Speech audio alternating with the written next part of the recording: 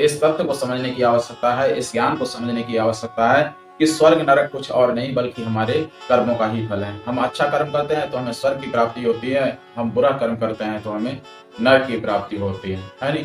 विधाता ने तो मानव को क्या अपना उत्तराधिकारी बना करके पृथ्वी पर भेजा कि वह अन्य जो जीवधारी हैं पृथ्वी लोक पर उनसे अपनी एक अलग विचारधारा अपनाएगा, अपने आप उत्कृष्ट बनेगा और दूसरों को उत्कृष्ट बनाएगा, जो औरों से बढ़ चढ़ करके सबका कल्याण करेगा, दूसरों का कल्याण करेगा। पर आज की स्थिति जो है बहुत ही भयावह हो चुकी है। आज की स्थिति देख करके परमात्मा भी परेशान होता होगा कि मैंने मनुष्य को तो अपना उत्तराधिकारी बना करके भेजा था, लेकिन आज जो मनुष्य है वो पतन के गर्त में गिर गया है। एक बार नारद जी पृथ्वी लोक का भ्रमण कर रहे थे और ये सब देख करके नारद जी बहुत परेशान हुए। परेशान होकर के वो सोचने लगे कि इसका उपाय कुछ करने के लिए विष्णु धाम को चलते हैं। तो वो विष्णु लोक को गए। यह विचार कर देव ऋषि पहुंचे वैकुंठ धाम, श्री नारायण को किया श्रद्धा सहित प्रणाम। भगवान श्री हरि के लोक को जा रहे हैं।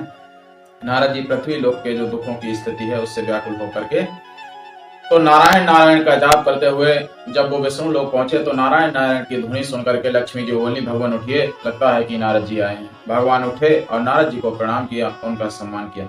भगवान तो अंतर्यामी है, सब कुछ जानते हैं, फिर भी वो अपने भक्तों से मित्र भाव रखते हैं। नारद जी को दुखी हो देख करके भगवान हंसने लगे और हास प्रयास करते हुए कहने लगे कि देव ऋषि बताइए आपका किस काम के लिए आगमन हुआ है, आप बड़े व्याकुल दिखाई दे रहे हैं, कहीं फिर से आज कोई स्वयंवर तो नहीं है? नारद जी कहने लगे हे हरि दया निधान, अंतर्यामी आप हैं क्यों बनते हैं अनजान। भगवान से नारद जी बोले कि आप तो अंतर्यामी हैं, सब कुछ जानते हैं, फिर भी आप ये अनजान क्यों बन रहे हैं? थोड़ा मन में क्रोध किया, दिखावटी क्रोध किया नारद जी ने और भगवान से कहा, आपको तो हंसी सूझ रही है, आप अंतर्यामी होकर भी अनजान बन रहे हैं। क्या आपको मालूम नहीं कि धरती पर आज संकट छाया हुआ है, संकट के बादल छाए हुए हैं? आप जरा जाकर के एक बार पृथ्वी की स्थिति तो देखिए, आज आदमी कितना दुखी है। पहले एक राक्षस हुआ करता था, एक दानव हुआ करता था, इस समय तो प्रत्येक आदमी के भीतर दुर्बुद्धि नामक राक्षस घुसा हुआ है। अनास्था का भस्मासुर सारी धरती को भस्म करने का निश्चय कर लिया है कि कब ये धरती मेरे हाथ में आए और मैं इसको भस्म कर दूं, है ना? प्रभु जी आप कुछ करिए। मनुष्य ने तो मनुष्य का जन्म लेकर के उसको निरर्थक ही गवा दिया है। कहते हैं कि बड़े भाग्य मानुष तन पावा, सुर दुर्लभ हरि ग्रंथ निगावा। ये जो मनुष्य जन्म है हमें बड़े भाग्य से मिलता है, बड़े पुण्यों से मिलता है।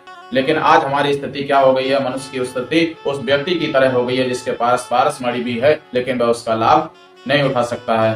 प्रभु आज जो व्यक्ति हैं, जो विद्वान हैं, वो बल और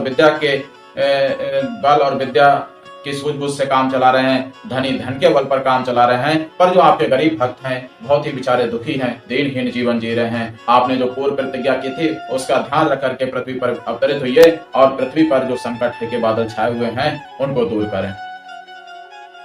बोले हो दास बोले ऋषि दीन बंधु भगवान, पूर्व प्रतिज्ञा का करो नाथ आज कुछ ध्यान। कि प्रभु आपने जो पहले प्रतिज्ञा ली थी आज उसका कुछ ध्यान कर लीजिए। देव ऋषि नारद के वचन सुनकर के भगवान विष्णु बहुत प्रसन्न हुए और कहने लगे कि आप वास्तव में मुनि श्रेष्ठ हैं, आप सचमुच भक्त शिरोमणि हैं, आपको ऐसे ही भक्त शिरोमणि नहीं किया जाता है। आज भी आप पृथ्वी पर रहने वाले के दुखों से दुखी हो रहे हैं, लेकिन आप ही बताइए कि मनुष्य को विधाता ने तो जो संपदा देकर भेजा था कि धरती का सारा वैभव इसके लिए है, पर मैं क्या करूं? आज मनुष्य अपनी दुर्बुद्धि के कारण दीनहीन जीवन बिता रहा है, अपने आप को दीनहीन बना लिया है। वह राजकुमार होकर भी एक भिखारियों की तरह अपने जीवन को बिता रहा है।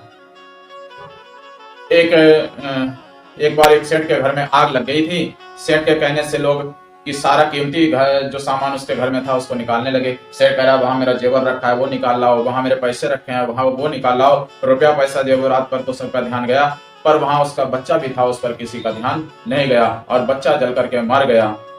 संत ने कहा कि वो सेठ जो था छाती पीट पीट कर रोने लगा कि अब ये मेरा धन किस काम का है, इस धन का संग्रह करने वाला, इस धन का उत्तराधिकारी ही अब जन्म नहीं रहा। तुलसीदास जी ने भी रामचरितमानस में कहा है, ईश्वर अंश जीवे अविनाशी, चेतन अमल सहज सुख राशि, सो मायावस भ्रमयो गोसाई, बंध्यो कीर मरकट की नाई। भगवान बोले कि ये सबके उसके अचिंत चिंतन का ही परिणाम है।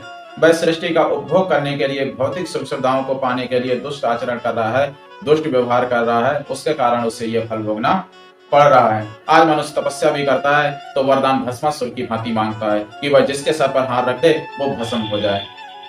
वरदान का भस्मासुर ने दुरुपयोग किया तो भगवान ने इसकी मोहिनी माया रची कि स्वयं ही अपने सिर पर हाथ रख करके वो स्वयं ही भस्म हो गया। दुष्ट व्यक्ति का विनाश नहीं होगा तो क्या होगा? भगवान कहते हैं कि ऐसे दुष्ट व्यक्ति उनको पसंद नहीं है। निर्मल मन जन सो मोहि पावा, मोहि कपट छल छिद्र न भावा।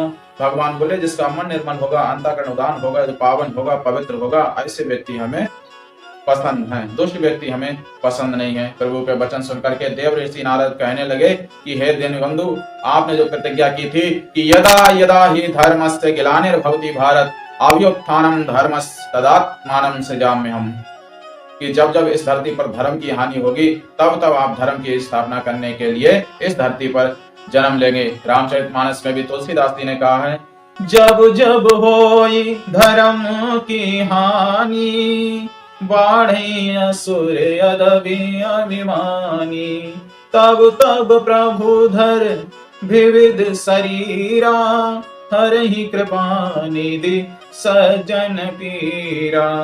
अर्थात जब जब इस धरती पर धर्म की हानि होगी, अधर्म की स्थापना होगी, तब तब प्रभु पृथ्वी पर आकर के पृथ्वी के संकट दूर करेंगे